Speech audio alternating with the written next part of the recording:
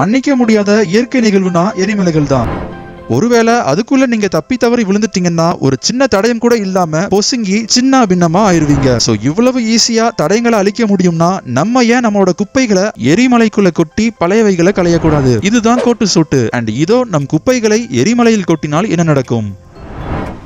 இந்தியர்கள் சராசரியா ஒரு வருஷத்துக்கு 1016 மில்லியன் டன் குப்பைகளை உண்டாக்குறோம். ஆனாலும் எரிமலைகளுக்குள்ள இவ்வளவு குப்பையை கொட்டுறது நல்ல ஐடியாவா தெரிஞ்சாலும் இது அவ்வளவு ஈஸியா இருக்காது. எரிமலைகள் பாக்குறதுக்கு இயற்கையோட குப்பை எரியூட்டிகளா தெரிஞ்சாலும் உண்மையிலேயே இது ரொம்ப ஆபத்தான இயற்கை நிகழ்வுகள்ல ஒண்ணு. சோ எரிமலைகள் இவ்வளவு ஆபத்தானதா இருந்தாலும் குப்பைகளை அதுல கொட்டுறது ஒரு மதிப்புமிக்க காரியமா இருக்குமா? அல்லது குப்பைகளை எரிமலையில கொட்டுறது பூமிக்கு தீங்கு விளைவிக்குமா? நம்ம தேடல்ல முதல் தடையா இருக்கக்கூடிய விஷயம் என்னன்னா நம்ம வேலையை செஞ்சு தர்ற மாதிரி செயல்பாட்டுல இருக்கிற எரிமலையை கண்டுபிடிக்கணும். உலகம் மொத்தமும் செயல்பாட்டுல இருக்கிற எரிமலைகள் வெறும் 1500 தான் இருக்கு. அண்ட் அதுலயும் நிறைய எரிமலைகள் மனிதர்கள் வசிக்கும் பகுதியில இல்ல. சோ செயல்பாட்டுல இருக்கிற எரிமலைக்கு எல்லா குப்பைகளையும் கொண்டு போறதுக்கே பயங்கர செலவாகும். அண்ட் ஒருவேளை அப்படியே குப்பைகளை கொண்டு போனாலும் நம்ம எதிர்பார்க்கிற மாதிரி எரிமலைகள் செயல்பாட்டுல இல்லாம போகலாம். நம்ம தேடிட்டு இருக்கிற மாதிரியான எரிமலைக்கு பேரு ஷீல்ட் வல்கனோ, அதாவது மெதுவா கக்கக்கூடிய சின்ன சைஸ்ல இருக்கிற எரிமலை குன்றுகள். துரதிர்ஷ்டவசமா இந்த மாதிரி குன்றுகள் அவ்வளவு காமனா கண்டுபிடிச்சிட முடியாது. அண்ட் நம்ம தேடி போற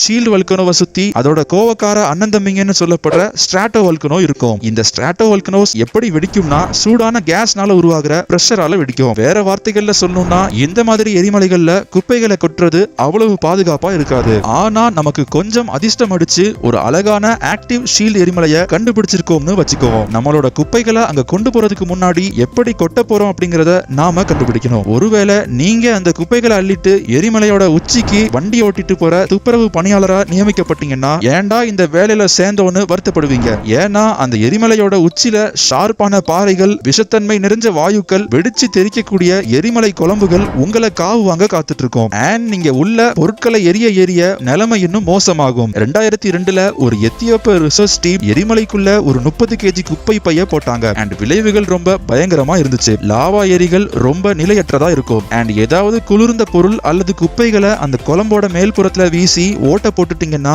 நீங்க ஒரு செயின் ரியாக்ஷன் வெடிப்பை தொடங்கிடுவீங்க. அண்ட் இது அமிலத்தன்மை நிறைஞ்ச நீராவியை உண்டாக்கும். சோ ஒரு முழு நாட்டோட குப்பையை கொண்டு கொட்டினா வெடிப்புகள் எவ்வளவு பயங்கரமா இருக்கும்னு உங்களால கற்பனை பண்ண முடியுதா? வெல், உங்களுக்கு இன்னும் சிம்பிளா சொல்லணும்னா ஹவாயில இருக்கிற எரிமலையில பாறைகள் விழுந்ததுல 280 அடி உயரத்துக்கு காத்துல எரிமலை குழம்புகள் வெடிச்சு செதறிருக்கு. சோ அநேகமா குப்பைகளை கொட்டும் போதும் பின் விளைவுகள் இந்த மாதிரி தான் இருக்கணும். உங்களால குப்பைகளை பாதுகாப்பா எரிமலை பக்கத்துல கொண்டு போக முடிஞ்சாலும் எந்த விதமான ஃபில்டரும் இல்லாம எரியிற குப்பைகளால உருவாகிற ஏர் பொல்யூஷனை பத்தி நீங்க கவலைப்படணும். அது மட்டும் இல்லாம லாவால வீசப்படுற எல்லா மெட்டீரியலும் எரிஞ்சு முழுவதும் சின்ன பின்னமா ஆகாது. சோ அந்த மிச்ச மீதி எல்லாம் தூக்கி வீசப்பட்டு எரிமலையை சுத்தி இருக்கிற இயற்கைக்கு மாசு ஏற்படுத்தும். ஒரு எக்ஸாம்பிளுக்கு அணுக்கழிவுகளை எரிக்கிறத பத்தி கனவுல கூட நினைச்சு பாத்துறாதீங்க. இது எல்லாத்தையும் விட நம்ம குப்பைகளை எரிமலையில எரிக்கிறது மூலமா சுற்றுச்சூழலுக்கு ஏற்படும் தாக்கங்கள் ரொம்பவே அதிகமா இருக்கும். அண்ட் நம்மளோட கார்பன் ஃபுட் பிரிண்ட்னு சொல்லப்படுற கார்பன் தடங்களும் அதிகரிக்கும். சோ இந்த மொத்த விஷயமும் ஒரு பயங்கரமான யோசனை மாதிரி தெரியுது. அப்படியே ஒருவேளை நம்ம குப்பைகளை எரிக்க போறோம்னா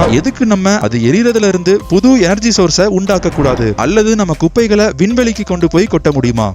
வெல், அந்த சம்பவத்தை வேற ஒரு கோட்டு சொட்டு போட்டு பார்க்கலாம். இந்த வீடியோ உங்களுக்கு பிடிச்சிருந்தா ஒரு லைக் பண்ணுங்க, உங்க ஃப்ரெண்ட்ஸோட ஷேர் பண்ணுங்க. அண்ட் இதே மாதிரி தரமான சம்பவங்கள் தெரிஞ்சுக்க நம்ம கோட்டு சொட்டை போட்டுக்கோங்க. பக்கத்துல இருக்கிற பெல் ஐக்கனையும் தட்டி விட்டுருங்க. அண்ட் வாழ்க்கையை ரெஸ்ட் டேவால மறக்காதீங்க.